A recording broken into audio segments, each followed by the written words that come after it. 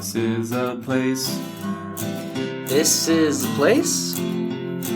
This is a place.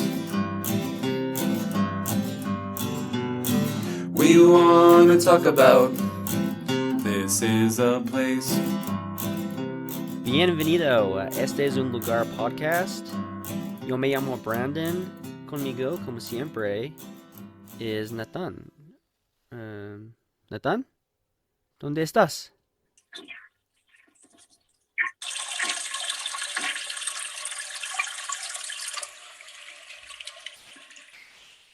Nathan? Sorry, Brandon. You ready to record? We're already recording. Oh, we are recording. Yeah. Okay. Well, let's do this. You just using the bathroom? Yeah, because I just ate Betos. Oh, man. You can either have a colonoscopy or eat Betos if you need to get flushed out. There you go.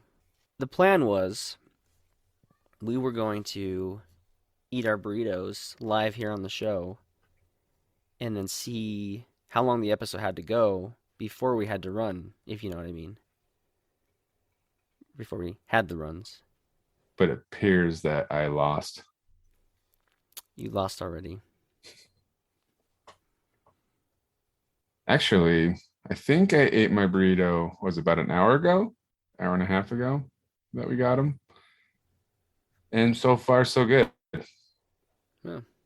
I'm doing okay. So just give it some time. I'm sure it'll come. Well, if you haven't figured it out by now, we're talking about Betos / Rancheritos / all the other toes here in Utah. Los Betos, Los Arbier, what is it? Albertos, Gualbertos, anything with the toes. Yep. Type place, which it's all the same. It's all the same. I'm pretty confident that they all use the same vendor, which in return makes the same menu. From my understanding, I don't know if I brought this up before, but when I worked for Orange Bang, I used to sell the Mexican products to Mexican restaurants, and a couple of the Betos and Albertos and whatever were a couple of my clients. And my understanding was, from what I gathered, is a lot of the guys were trying to avoid franchise fees. So they would start their own thing and still use the same vendors and then same menu. Formula. Yeah. So, but I didn't look it up, but I'm pretty confident that Betos is the grandfather of it all, right? The OG. One of them, yeah. I might have bet it's on either them or Rancheritos. Because the one story I have about Betos, or how I came to know Betos, was I think it was 2001. I was 21 years old. Anyways, I worked for a company called Casa America, which they'd buy beat up homes and fix them up, and then they kind of targeted the Hispanic community and had an infomercial in Telemundo. That's how I kind of got my start in real estate, is for them. But they had a realtor guy that would go and show homes, but he didn't speak Spanish. So I would go out and show homes and to Hispanic people, and he'd be the realtor and I'd translate. So I was a translator for him, basically. But one day I think I was talking to him about how I love the street vendor tacos. And he's like, man, if you want a lot of food for $5, go try this place called Betos on, I think he said 54 South in Bangor. So I think that might have been one of the original locations, if not the first. Yeah, back then, you could get so much food there for literally $5. I think that was a Rancheritos, though, wasn't it? It was Betos to start off. Pretty sure it was Betos. And you can still get a lot of food, but it's not $5 anymore. Well, for example, today you got which I was kind of surprised you wanted the breakfast burrito. I don't think I've ever had a breakfast burrito from Betos. That, my friend, is why you're missing out then. Maybe I should try it, but I'm not a hater on breakfast burritos, and I actually make a pretty good breakfast burrito. I'll make you one sometime. Anyways, but when I go there, I want to have something outside of breakfast. But you got the chorizo breakfast burrito, and then I got the California burrito. And the reason I got it because it was kind of a nostalgic thing for me, because back then in the early 2000s, they would always seem to have a deal on the California burrito where you'd get the California burrito for, I want to say like $3 or $4, but they'd always give you a free drink. So that was a burrito I always got because of the value of it, right? But today I think your burrito is like $9 and then mine was like $11. So prices has changed, but I do think, and if I remember correctly, the burritos are a lot bigger today than they were back then. Oh, they're massive. Do you think that's a true statement, or? I don't know. I bet they are. And I probably could have eat a lot more back when I was younger because I was in better shape. Seems weird how the better shape you are, the more you can eat. But I had a hard time finishing the burrito today, and I was starving. You did finish it though? I gave a little less than a quarter of it to my daughter. So I did want her to try it because my wife hates Betos in those types of places. And I need, even though I'm pretty sure my sons would go with me, but I need my kids to advocate for it so that they will go with me and I can go more often. So I gave my daughter a taste because she loves, because the California burrito has potatoes and steak and cheese is basically it, and pico de gallo. Oh, so you did get potatoes on your burrito. Mm-hmm. I didn't. You didn't, because you didn't tell me to. They said it was, I'm just like, what does it usually come with? I figured that's what you got. I don't remember. Man, if only they had technology where I could just like get a hold of you like really quickly. I wish there was a way. No, but my burrito was still delicious. So anyways, go on. Do you normally get with potatoes? I think so, yeah. Do they put it in their burrito, or is it like a side? Because you made it sound like it was like a side thing. Or No, they put it in. The one I go to, Oh. I think they just automatically do it. They don't even ask. Okay. So anyways, you were talking about your burrito with the potatoes. Yeah. So my daughter loves potatoes. She loves steak and she loves cheese. So it was like the perfect storm for her. And I know how there's nothing to do with Betos. And I already told you this story, but I'll tell all our listeners. My daughter yesterday broke our microwave because on Sunday night we had baked potatoes and we had a couple left over, but we did the steam ones where you put them in aluminum foil. And so yesterday when she got home from school, sitting in my office doing work, and I heard like some weird noises, and I come out of my office and the microwave was just sparking like all over. She put one of the baked potatoes in the microwave to reheat it. So it totally fried our microwave, but I'm glad I caught it before it Fried your blew house. up or cut our house on fire.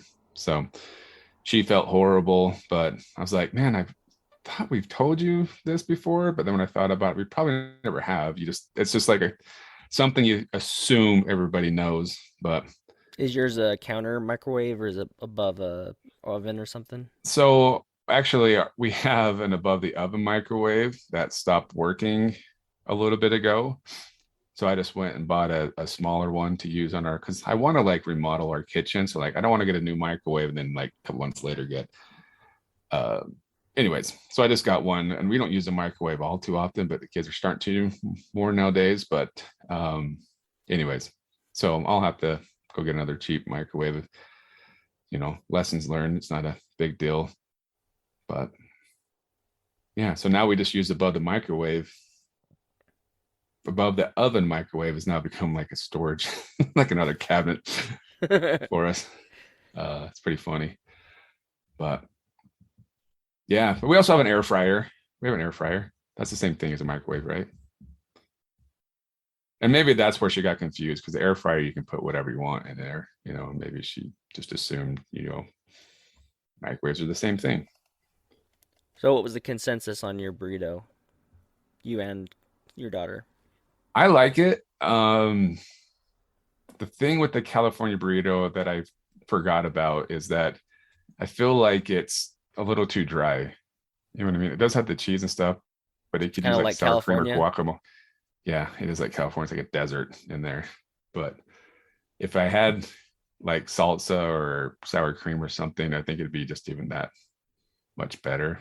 But overall, it was good. It's been a long time since I've had Betos or Albertos or any at those any toes.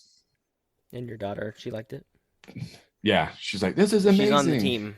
She's amazing. So I'm like, yeah, we got another person who likes it. So, and I do like their it's been a while since I've had it, the horchata. And today, if we would have gone in and ate at the restaurant, they had strawberry horchata. Ooh. That looked pretty good as well. It's probably So what we should have done, but here we are. that's what happens. We're just a little busy this week. We've A been little busy this week. And it's Cinco de Mayo. It's time to get ready for parties. We need our pinchata. We've been working out. Yeah, I think we've talked about that before. You and I have been going to the gym the last couple weeks. Quite a few weeks, actually. We've been pretty consistent.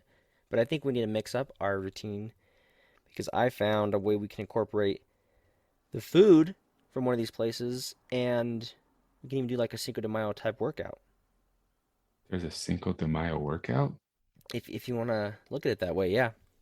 What we're looking at here is called Cholo Fit. Hey, we all know there's a lot of cholo workout videos out there. Yeah. But this one is gonna have you like, damn, homie, that's what's up. This is Cholo Fit with Creeper. And then he goes on to introduce that he's got these tamales, special tamales, and he puts a lightning bolt on them, which is just like some sour cream or whatever. So anyway, what Nate just watched was Cholo Fit, and I think we could incorporate the Cholo Fit workouts and then go get our burritos, and like that's the full package, man. Well, I figured out a leg workout yesterday after we went to the gym. On the way home, which we did upper body, right? So, we're looking large, huge, all that good stuff. I actually did have someone this morning at pickleball. Someone did ask me this morning at pickleball if I've been working out. And I'm like, yes, they're noticing. Yes. I'm like, yeah, I'm trying that whole go to the gym thing now. Anyways, on the way home from the gym yesterday, somebody ran out of gas underneath the bridge of Bangor Highway, underneath, not on it, but underneath. And she was like stuck right in the middle and she's going to block traffic. And she got out and tried to push the car herself. And there's no way she's going to do it. So I'm like, and nobody's stopping to help her. So I pull over under the bridge and get out of the way. And then I had to push the car all over myself just to get her out of the way of the road. And I don't think I've done anything like that since like high school football, like pushing the sled or something like that. But my legs were like burning. So I'm like, wow, maybe instead of going to the gym, instead of going to the gym, just come drive over here, put your car in neutral, and we'll take turns pushing your car up and down the street. What do you say? I like it. And we'll be ready for the NFL draft. Well, should we get back to talking about Betos? Yeah, getting back to, I mean, I kind of in my mind, so I know there's the other ones, but the more prevalent locations are Betos and Rancheritos. There's more locations of those, right? It's a, yeah, what would you call it? A style, a Mexican restaurant style, or They say traditional Mexican cuisine. I think that's a bit of a stretch. It's not. It's very. what is authentic? I don't know, but not these. Well, I did have I've had more than one, but I did have a Mexican friend who went with us to Cancun Cafe, and he said that was probably the most like authentic Mexican he's had here, but that was a long time ago. That's another good Mexican that's restaurant. always the battle. Obviously, we know places like Cafe Rio, Costa Vida. Those aren't authentic. That's Taco Bell, Del Taco. American food. Yeah. With a Mexican slap on it. Style. Mexican style. Man, give me a chorizo burrito and I'm good. I don't care. But, I mean, we kind of joked at it at the beginning that you go to these places, they have a bit of a reputation, and they put you in the bathroom for longer periods of time than normal. I like the hat. Very festive. Been sitting in my office the whole time. I didn't Nate's realize. put on his sombrero so we can Yep. actually we haven't started the podcast. We can actually start now. But anyway, they'll have a reputation, and we may be joking about them in that way, but we still go and we still enjoy the food there, nonetheless, right? We'll brave the toilet to enjoy the greasy late night burrito. Right. It's like many other restaurants. I mean, Taco Bell, like we just said, Del Taco. We've even done Belgian waffle. It's like, it's all the same. We just but like to clean out our systems, don't we? yeah, but we live in a society that we've got clean toilets nearby. So there's no danger. And I think you can't really definitively say which one is the best because it's going to vary. Because the best to you is going to be the one that is most accessible in that moment. Because that's all you need it for. Were you talking about toilets or restaurants? I'm talking about which is the best toilet, Nate? Who has the best toilet in the city? Oh my goodness. When I did live down in Utah County, because you never know with roommates, like if you go home, you have to go to the bathroom really really bad. You have to go to the bathroom really hard. Really bad, hard, whatever you want to say. Yeah, I knew like throughout the town, like who had the cleanest bathrooms. And the answer is Maverick. But that's a whole Maverick. Other, that's a whole other topic. Episode. We should have an episode on. Isn't there an app for that? like clean bathrooms. But do you know what my secret is to a clean bathroom? If you really need to go number 2 and you're out and about and you want to make sure it's clean, go to an office complex, like a building like that has multiple businesses inside, because they're not going to know if you're there for one or another business. And they, for the most part, have janitors that come in every night and clean the bathrooms, and they seem to be pretty clean. So that's my secret. That's a good secret's one. Now out. Now all the office complexes will be less clean because you've told so now you can feel safe. If Betos isn't close to home, you can go eat it and just know that eat it during business hours. But back to that point, if Betos is close to home, that's what your favorite's going to be. If Rancheritos is close to home, that's where you're going to go. Wherever you're going to be close to one. Anywhere in Salt Lake County, I'd say even Utah County, they've got a bunch of them. Mm-hmm. So whoever's closest, that's going to be the best.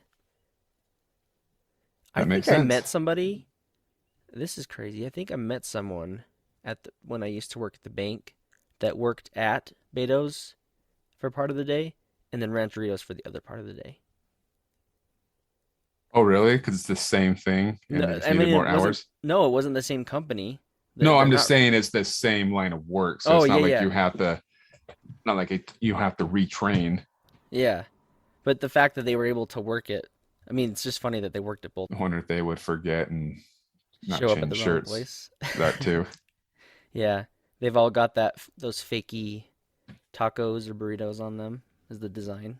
I don't know. You're just talking about working at Betos and Alberto's. The one on, it might have been a Mag Greek before, but on 54th and west of Bangerter Highway, just over by the Vasa Fitness across the street, right? That was one of my clients when it was a Betos or Alberto's that had the Orange Bang Mexican drinks.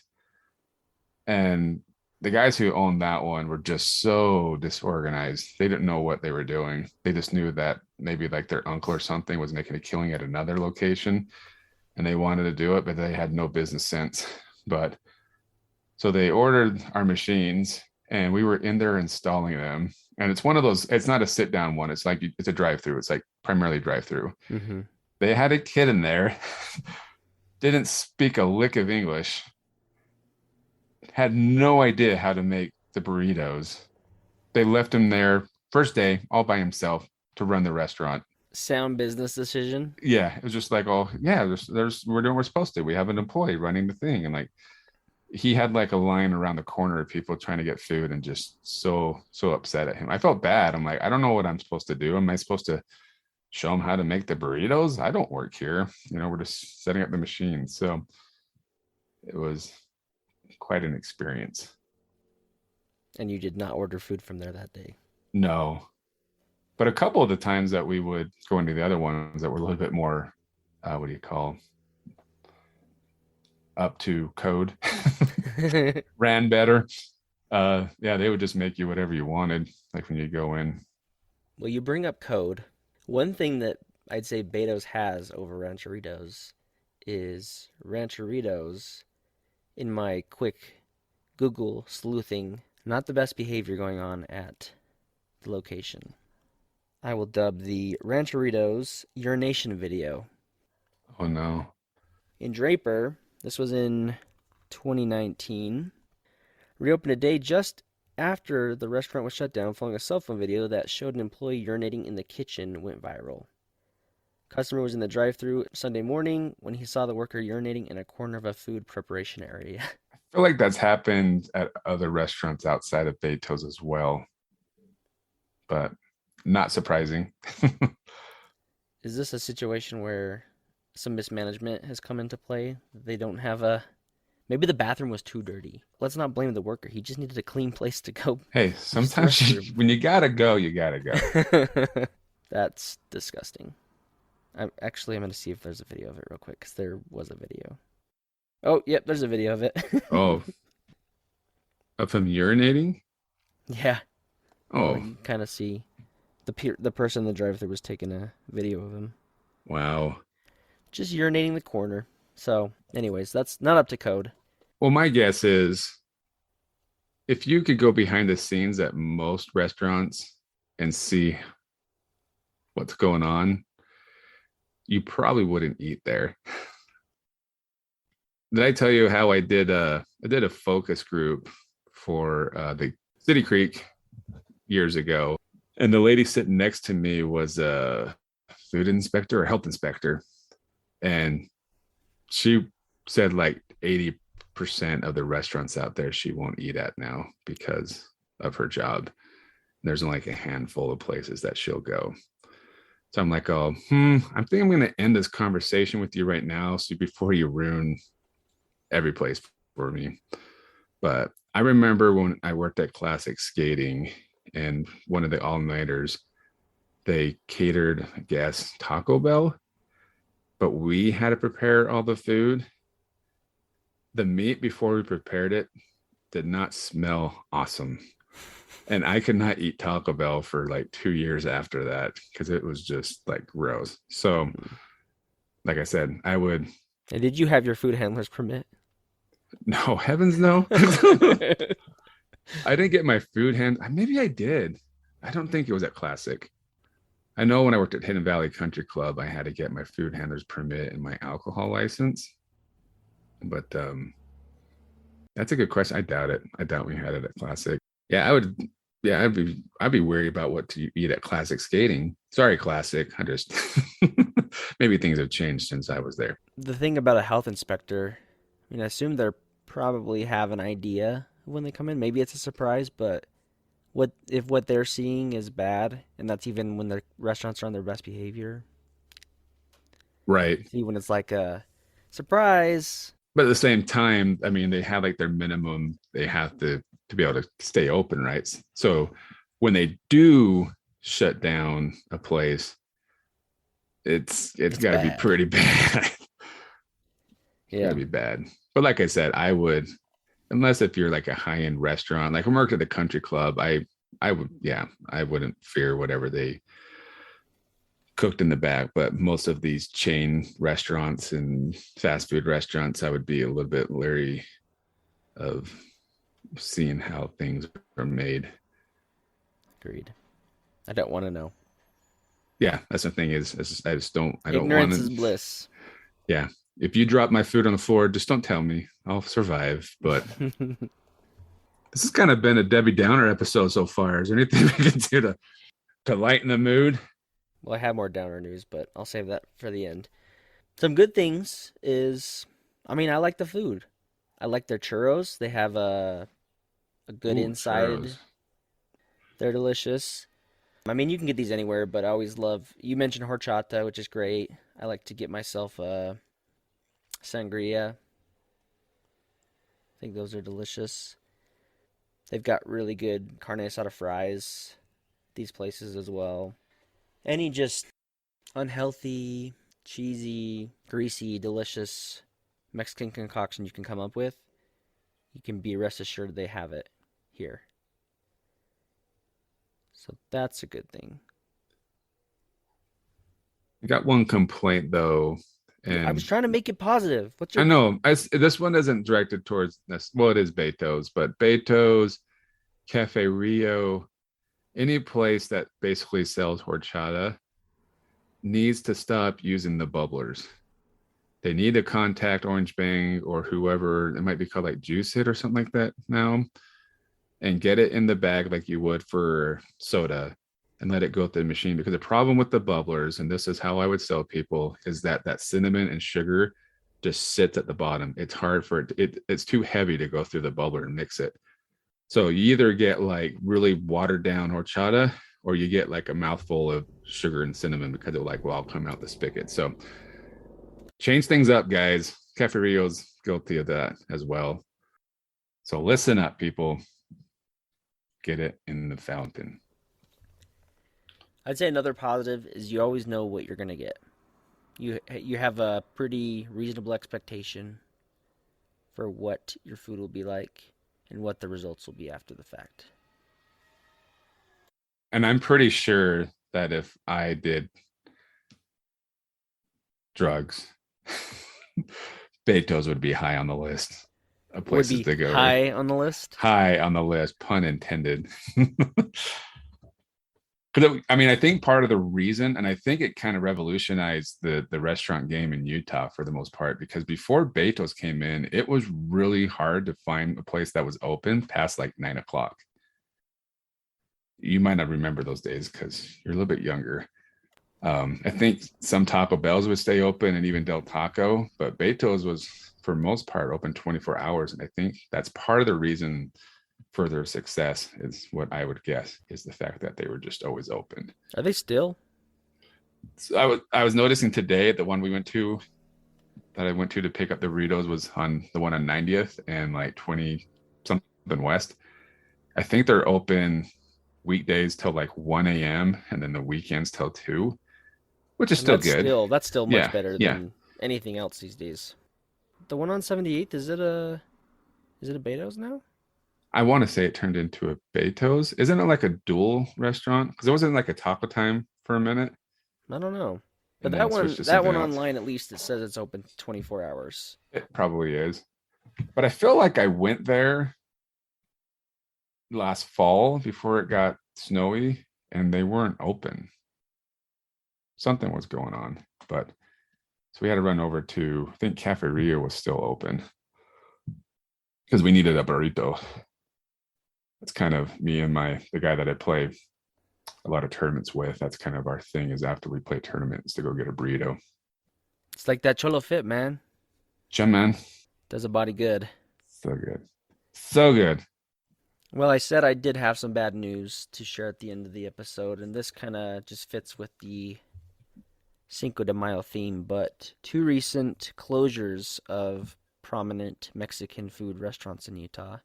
Oh, yeah. I don't think we've talked about on here the closing of El Rancho Grande out in West Valley. Did you ever go to that one? Yeah. Yeah, it's not bad. It wasn't bad. It was huge. It was bigger than, for just being, it almost felt like in the middle of a residential neighborhood, or at least on the edge of one. I think it was pretty good. Yeah. Yeah. And I just found out, just barely, I guess the 27th, so last week, was the last day of geckos in South Jordan. Really? Yeah. Oh, I had no idea. I didn't either. My family used to go there a ton. That one was a staple of ours. Did they give a reason for that one? That one, I was looking at it on Facebook. Because I know the Rancho one, that one's just because like they're just like done, right? They're like, we're retiring. Right, yeah. We're just It done. just had been a long time. I don't think they went extensively in the post as to why they are doing it, but so they opened on a very difficult day to open a new restaurant, September 11th, 2001. Oh, is when wow. Geckos opened up. And then Looks like it was sold in 2016. So it's still gonna stay a Mexican restaurant. It's being bought by Maria's Mexican Grill, Mm-hmm. which is another family-owned local restaurant with locations in Mill Creek and Ogden. So it's still staying Mexican and still staying, local, which is good. Basically a name change. Yeah, but either way, just sad to see two close down and be changed into something different. Especially the geckos before even Cinco de Mayo. Well, which outside of fast food, and maybe we should do an episode, what would you say is the best Mexican restaurant? The taco cart at Sears. That's fast food. The best Sit-down Mexican restaurant. restaurant. Sit down. Sit down. I don't know. We go to Los Garcia a lot. Is that one in Sandy? Mm-hmm. Been there Do they quite a have bit. 2 locations now, or just the one? I don't know. Is that one in like that small strip mall thingy Yeah. on 7th East? I haven't been there for a while. I like Guadalajanquis. Oh, Draper. in Draper. That one's pretty good. I like to go to I couldn't even tell you what the name of it is, but there's just a authentic Mexican taqueria close to my house. Like to go there. Which one? On the other side of Vasa. Oh, there's like that strip mall thingy. Or are you talking about Yeah, Fiesta there's a Olé? couple in there, but I found one that I liked. It was pretty good. There was one called, I think now it's called like Mama's Bakery or Cafe or something like that. It's not the one I went to. Yeah, there was one there before. Los Coyotes. No, not Los Coyotes. It's just it's pretty small. Okay. But I think it's kind of hard to find unless you're going to one of those American infused Mexican restaurants. Mexican food's pretty good to just take on the go. Yeah. But going back to my question, sit down Mexican restaurants, there's 2 that I would say are equal. One we've already done an episode on is I like Salsaleros in South Jordan. I think that's where it'd be located. Mm-hmm. And have you tried Los Cucos in Sandy? Mm-mm. That's off of State Street, right? Yeah, State Street over off 106 and State. I think it used to be like one of those Italian restaurants, but There's always Santo Taco, Santo Taco's good. But that's not like I said. I mean, like sit down and the waiter types of restaurants. What I'm talking about, because there's so many good fast food Mexican places. And I just meant like my wife loves Fiesta Olé, but that to me that's like the Taco Bell del Taco, but a little bit more leaning on the more authentic Mexican, if that would be a word or phrase. But yeah, those would be the 2 I choose. But going back to Betos, like the problem with Betos is I just have to find somebody. I didn't know that you liked it because it's hard for me to find somebody who's daring enough to go to Betos with me. So normally when I go, it's by myself if I ever go. But I love they have a sandwich called the Lomito, or I think it's a torta sandwich, Lomito Argentino. Lomito Argentino is my favorite torta there, and I get that a lot when I go to Betos. But today, like I said, I went to California Burrito because it reminded me of my early days of Betos and getting the free drink. I'll go back with you. I'll make sure I get potatoes next time. But sorry, we'll go back when we finally launch our YouTube channel, and we'll do some kind of a burrito challenge. And then we have to see who can hold it in the longest before. We love them all. And then I got one more question for you. Okay. What are your plans for the Cinco de Mayo? ¿Qué vas a hacer? I don't know. It's my sister-in-law's birthday, so I'm pretty sure my Cinco de Mayo will be spent at a family birthday of some sort. Really? Mm-hmm. She's on the Cinco de Mayo? Yep. Yeah, my female pickleball partner, her birthday's on Cinco de Mayo. So I think we're having a pickleball party. Oh, fun. To celebrate with, I want to say she said that one of the ladies coming is going to make breakfast burritos. Ooh. Should I bring the chorizo and potatoes to make it authentic? Make sure there's potatoes. Maybe I could. Oh, one thing we failed to mention about Betos too, which would be a disservice if we didn't bring it up, is they have the salsa bar. Oh, do Most they? of them have the salsa bar. So I never go inside, so. no. Oh, they had like tons of, like even like a mango salsa. They have quite a variety. I took a picture we can post on the social media of the bar, but maybe we should just go in there and fill up a bunch of salsa cups and leave. I'm gonna test them all and then sell them on the street corner. Sell them. Get your salsa here. Throw them back in and fill it back up. Go back outside. Sell a jar of salsa. Other than your party, do you have anything else fun planned for tomorrow? Well, that should be enough, Brandon. Okay, fine. Did your friend like Mexican food? Oh yeah, That's good. huge taco fan. Have you tried those new, what do they call them, birria tacos? Birria? Birria? Is that what you call it? Mm-hmm. Even like There's a new place in Draper that I want to go try. Will you do like the what's dip? that? Yeah, but The there's consomme? like a fast food one that's doing one now. They have a commercial. Really? Ooh. What is it called? Pollo Loco? I think they're doing them. No way? Oh, Yeah. I love Pollo Loco. But yeah, there's a restaurant out in West Valley on 5600 West that has like the best ones I've had. So good. And we've been all over the board today. We're talking Man, about, just all over the place. it's just hard. We got Cinco de Mayo on the brain, just Mexican food. Day full of festivities. Yeah. Bueno, creo que eso es todo. Otras preguntas, chistes, chismes. Es todo lo que tengo. ¿Cuál es el chiste? Un chiste? It wouldn't make sense to you. Why? All right. Sabes que vacas dan leche? Oh, wow. Sorry, I said that so long. Oh, sorry, over. Sabes que los caballos dan leche? Un caballo Okay. da leche. Porque vi un hombre pegando su caballo y estaba diciendo, da leche, da leche. I get it. Okay. I was with a member at their house. Da leche. Da leche, da leche. And I did that joke with him. I'm like, no, los caballos. He says, no, elder, vacas. I'm like, no, caballos.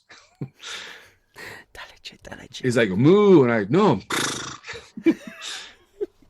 He's like, huh? And I'm like, yeah, there was a guy hitting him saying, da leche, da leche. Did they like your joke? He kicked me out of his house. Really? Yeah. He's like, get out. Well, he kicked me out, but it was like in a like joking manner. You know what I mean? He literally kicked me out, but it wasn't like he was pissed at me. Well, Feliz Cinco de Mayo, Y cumpleaños. Feliz cumpleaños. cuñada. Feliz ¿Cuñada? cumpleaños a mi cuñada y a tu esposa de deportes. De deportes. Y vamos a Betos y comer uno, dos burritos y tacos, lo que sea. Y horchata. Gracias por escuchar a Este es un lugar. Nos vemos la semana próxima.